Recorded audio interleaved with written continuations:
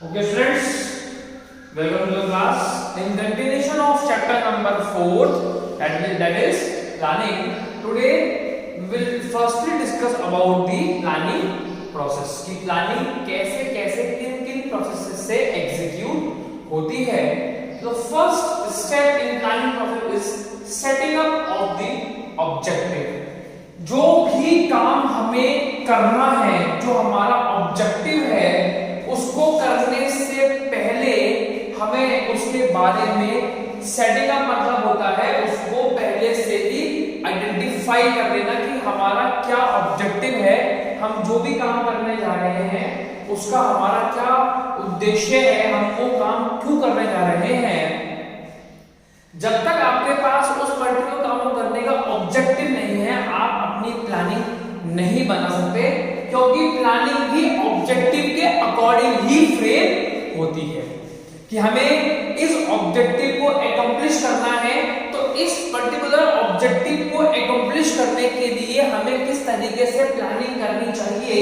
तो this is our first step in planning process to setting up the objective. हमें सबसे पहले objective set करना होगा कि हमें क्या काम करना है. से फॉर एग्जांपल हमें एक फ्रेशर्स पार्टी हमारे स्कूल के अंदर या हमें एक फेयरवेल पार्टी हमारे सीनियर्स के लिए ऑर्गेनाइज करनी थी 11th क्लास में जब हम पढ़ रहे थे. तो हमने क्या देखा, setting up of the objective. अब ऑब्जेक्टिव क्या था, to conduct a farewell party. क्या ऑब्जेक्टिव था, to conduct a farewell party developing premises. अब उसके अकॉर्डिंग हमें प्रीमाइसेस को डेवलप करना पड़ता है कंपनी के अंदर. जब हम ऑब्जेक्टिव को सेट कर लेते हैं तो उसके अकॉर्डिंगली हमारी कंपनी के सारे जो इक्विपमेंट्स हैं, मशीनरी कह लीजिए, या हमारा जो वर्क फ्लोर है, वो उस ऑब्जेक्टिव के अकॉर्डिंग ही हमें डेवलप करना पड़ता है. अब हम अगर हमारे वाले एग्जांपल को लेके चले डेवलपिंग प्रीमाइसेस में, तो उसमें क्या आएगा कि अब हमें सबसे पहले तो पैसे इकट्ठे करने हैं कि इस पर्टिकुलर पार्टी का पहले तो एजेंडा क्या है, कितने कितने हमें इसमें जो क्या बोलते हैं इवेंट्स कराने हैं, और उन इवेंट्स को करने के लिए हमें कितने पैसे चाहिए होंगे. ये सब हमें किसमें करना है, डेवलपिंग प्रीमाइसेस में. उसके बाद है थर्ड आपका listing the various alternatives for achieving objective. अब देखिए, आपको जब आप प्लानिंग बना रहे होते हैं तो एक प्लानिंग बनने से काम नहीं चलेगा. आपके पास बहुत सारे ऑल्टरनेटिव्स होने चाहिए कि अगर हमारा एक प्लान फेल हो जाता है तो हमारे पास बी, सी, डी इतने सारे प्लान्स हमें बना के पहले से ही तैयार करने होते हैं कि इनमें से किसी एक प्लान को अब हम आगे एग्जीक्यूट करने वाले हैं. मतलब आपने फॉर एग्जांपल 4 प्लान्स बना लिए, अब आपको उन चारों प्लानों को स्टडी करना है, उसके बाद उसका एग्जीक्यूट करना है. तो लिस्टिंग दी वेरियस ऑल्टरनेटिव्स की plan A, plan B, plan C, plan D, हमारे पास 4 प्लान है. हम इनमें से किसी एक प्लान को एग्जीक्यूट करने वाले हैं टू अकम्प्लिश आवर ऑब्जेक्टिव. अब हम हमारे एग्जांपल पे चले तो ये कह रहा है listing the various alternatives for achieving objective. कि साहब हमारे पास क्या क्या ऑल्टरनेटिव्स हैं कि हम या तो इस फेयरवेल पार्टी को हमारे स्कूल के एमपीएच में करें, या हमारे स्कूल के कोई जो आपका बास्केटबॉल कोर्ट है उसमें करें, या हम इस फेयरवेल पार्टी को किसी रेस्टोरेंट या किसी होटल में करें. तो ये क्या है, आपके पास ऑल्टरनेटिव्स हैं कि हम इस फेयरवेल पार्टी को कहां कर सकते हैं. Now evaluation of different alternatives. अब आप क्या करेंगे, जो आपने ऑल्टरनेटिव इतने सारे कंपनी ने डिसाइड किए थे कि ऑल्टरनेटिव ए, बी, सी, डी, इन सबको अब आपको इवैल्यूएट करना है कि कौन सा वाला ऑल्टरनेटिव हमारे ऑब्जेक्टिव से मैच कर रहा है, जिससे कि हम हमारी कंपनी के गोल को अचीव कर पाएंगे. ऐसे हमारे अगर हम अपने एग्जांपल में लेते हैं इवैल्यूएशन ऑफ डिफरेंट ऑल्टरनेटिव्स में, हमने क्या लिस्टिंग किया था कि साहब फेयरवेल पार्टी हम कहां करवा सकते हैं. एक तो हमारे स्कूल के एमपीएच में, एक बास्केटबॉल कोर्ट में, और तीसरा हम होटल या कोई रेस्टोरेंट कर सकते हैं. अब हम इवैल्यूएशन कर रहे हैं. इवैल्यूएशन में हमारा पैरामीटर क्या होगा कि हमें ज्यादा से ज्यादा स्टूडेंट को अपनी पार्टी में कलेक्ट करना है, प्लस के जितने भी टीचिंग स्टाफ मेंबर्स हैं वो भी उस फेयरवेल पार्टी में कलेक्ट हो सके और वो सब उस पार्टी में प्रेजेंट रहे, डेकोरम मेंटेन रहे, डिसिप्लिन मेंटेन रहे और एक सोबरनेस भी उस पार्टी में होनी चाहिए। तो अब आप इवैल्यूएशन में क्या पहुंचे कि साहब ये जो पार्टी है वो तो हमें स्कूल के बास्केटबॉल कोर्ट में करनी चाहिए, ओपन प्रीमाइसेस में करनी चाहिए, जिससे कि लोग प्रॉपर डिसिप्लिन में रहें और पार्टी जो है सब लोग अटेंड कर सके। क्योंकि हो सकता है कई सारे स्टूडेंट टीचर स्कूल के नियर बाई कैंपस पे रहते हो या स्कूल में ही रहते हो या स्कूल के आसपास रहते हो, हॉस्टल वाला स्कूल है तो रेजिडेंशियल वाले जो बच्चे हैं वो लोग वहां कैसे पहुंचेंगे। तो हमने जब इन सब चीजों को इवैल्यूएट किया उसके बाद ही हम हमारे प्लानिंग को एग्जीक्यूट करते हैं। उससे पहले हमें जो हमने हमारे ऑल्टरनेटिव्स बनाए थे उन सबको हमें इवैल्यूएट करना है कि कौन सा वाला ऑल्टरनेटिव हमारे लिए ज्यादा सूटेबल है।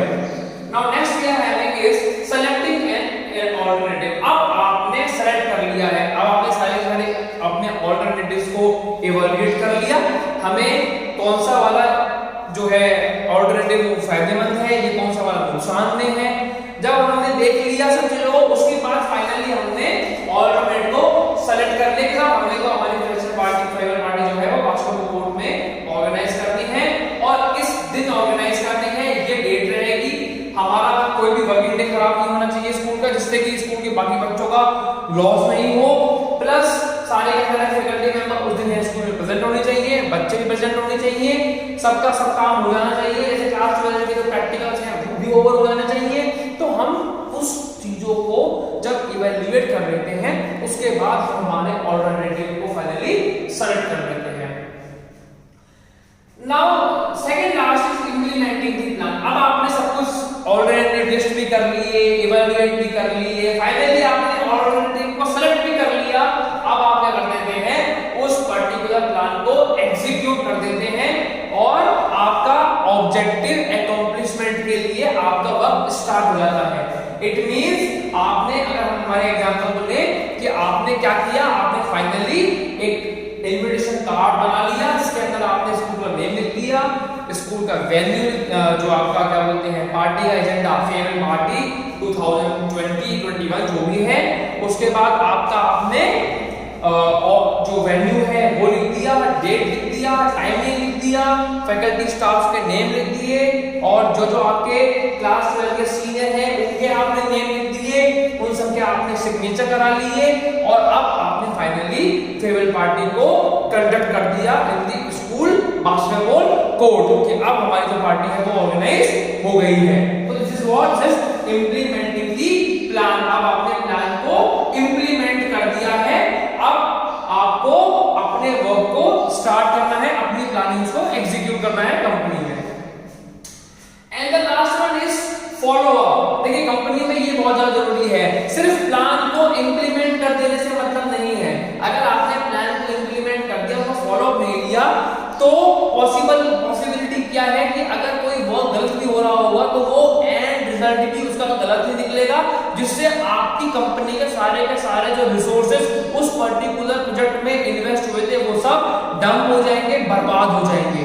इसीलिए वो क्या कहते हैं कि कंपनी के मैनेजर को, सुपरवाइजर को बीच-बीच में क्या लेते रहना चाहिए, फॉलो अप लेते रहना चाहिए, बीच-बीच में उस काम को चेक करते रहना चाहिए कि जो हमने स्ट्रेटेजी, जो हमने प्लानिंग इस पर्टिकुलर वर्क में एग्जीक्यूट की थी, क्या हमारा वर्क हमारे सोचे हुए प्लानिंग के अकॉर्डिंग चल रहा है या नहीं चल रहा है। और अगर हमारी फॉलो अप में कुछ मिस्टेक्स मिलती है, कुछ एरर मिलती है, तो हम हमारे वर्क को दोबारा से काम स्टार्ट कर देते हैं, setting up of the objective कि अब हमें दोबारा से इस काम को करने के लिए ऑब्जेक्टिव सेट करना पड़ेगा, क्योंकि आपका जो फॉलो अप है वो गलत हो गया था।